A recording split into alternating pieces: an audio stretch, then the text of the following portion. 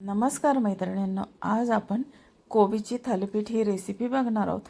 अगदी टेस्टी असे याचे थालीपीठ लागतात आणि मुलांना टिफिनमध्ये देण्यासाठी तर अगदी छान रेसिपी आहे ही। अगदी सुंदर अशी टेस्टला याचे थालीपीठ लागतात कोबीचे।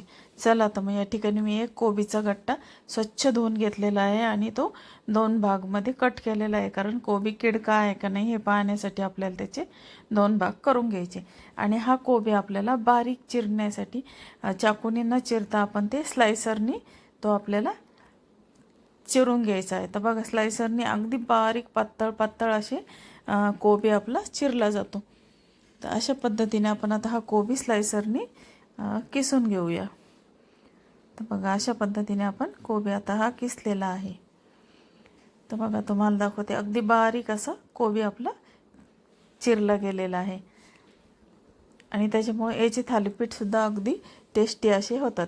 आणि आता आपल्याला जर नूडल्ससाठी वगैरे जरी आपल्याला कोबी चिरायचा असेल तर असा स्लायसरनी तो आपण चिरू शकतो। तर चला, आता आपण आता आपला कोबी चिरून झालेला आहे आणि आता आपण ते थालीपीठ कसे करायचे ते बघूया।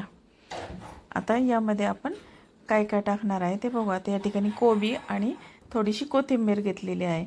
आता हे मी मुलीच्या टिफिनमध्ये सकाळी देण्यासाठी हे थालीपीठ करत आहे, त्याच्यामुळे मी ते छोटे एकच थालीपीठ बनवणार आहे।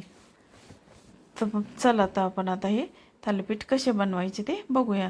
आता या ठिकाणी कोबी आणि कोथिंबीर घेतलेली आहे आणि आता यामध्ये आपण पीठ ॲड करणार आहोत। आता एका बाउलमध्ये मी भाजणीचं पीठ घेतलेलं आहे आणि आता यामध्ये आपल्याला आता हे थालीपीठाची भाजणी मी केलेली आहे, त्याचं हे पीठ आहे। आता यामध्ये आपण मीठ टाकून घेतलेलं आहे, हळद टाकली आहे, लाल मिरची पावडर आणि आता मिरची पावडर हे तुमच्या आवडीनुसार तुम्ही कमी जास्त करू शकता। आणि यामध्ये आता धना जिरा पावडर टाकली आहे आणि आता आपण धना जिरा पावडर टाकली आहे आणि आता त्यामध्ये आपण कोबी ॲड करून घेऊया आणि कोथिंबीर टाकूया त्याच्यात थोडी। आणि आता हे सर्व आपण हाताने पहिल्यांदा मिक्स करून घेणार आहोत आणि नंतर आता आपण आता हे भिजवून घेऊया। आता हे बघा, व्यवस्थित असं आपण भिजवून घेतलेलं आहे। आता आपण ह्याचे थालीपीठ थापून घेणार आहोत आणि मुलांच्या टिफिनमध्ये देण्यासाठी तर अगदी छान अशी ही रेसिपी आहे आणि मुलांनासुद्धा आवडीने मुलं खातील अशी याची टेस्ट तयार होते। तर बघा, आता हे आपलं थालीपीठ आपण तव्यावर थापून घेतलेलं आहे। आता आपण ते गॅसवर भाजून घेऊया। आता सकाळच्या वेळेस गर्दी असते आणि मुलांना टिफिनमध्ये काय द्यायचं हा प्रश्न पडतो।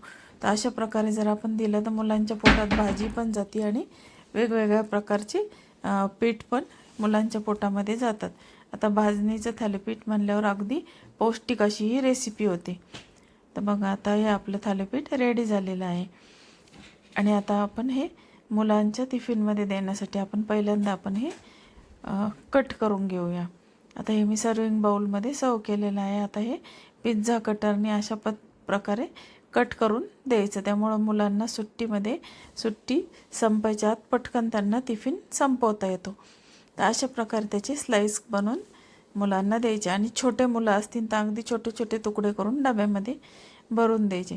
आणि मुलांना घरी जर खाणार असतील तर त्याच्यावर आपण चीज किसून दह्याबरोबर हे सर्व करायचे। तर बघा मैत्रिणी, तुम्हाला ही कोबीची थालीपीठ ही रेसिपी कशी वाटली? तुम्हाला जर ती आवडली तर माझ्या चॅनलला लाईक, शेअर, सबस्क्राईब करा आणि तुम्हीसुद्धा नक्की हे थालीपीठ बनवून बघा। धन्यवाद।